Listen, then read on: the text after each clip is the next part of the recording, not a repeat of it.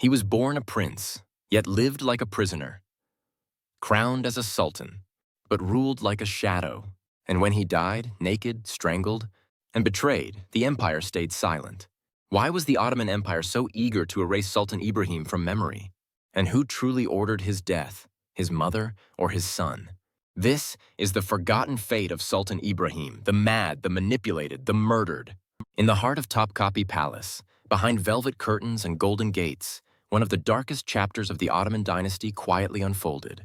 A young boy locked away from the world, a fragile mind, toyed with by power-hungry courtiers, a reign soaked in luxury, obsession, and fear.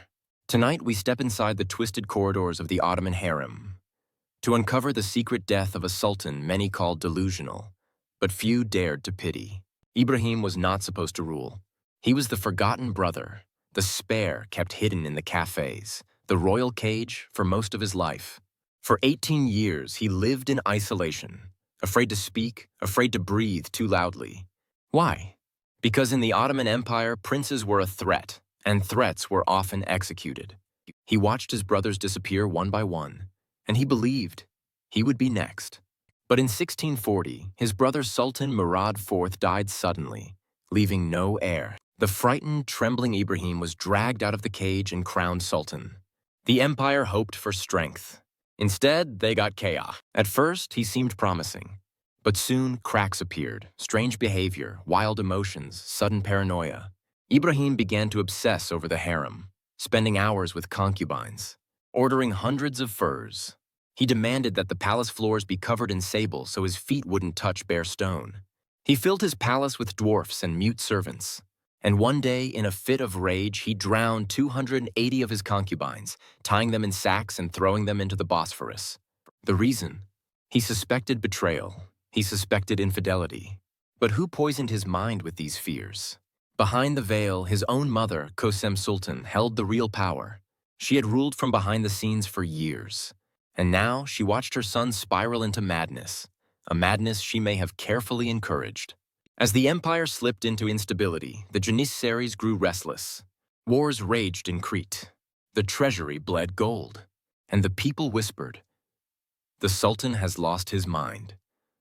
By 1648, patience ran out.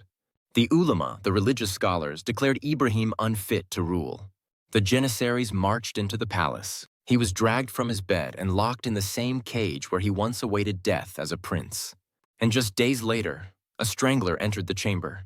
The cord was tightened around his neck, and the last scream of Sultan Ibrahim the Mad echoed behind silk-draped walls. He died alone.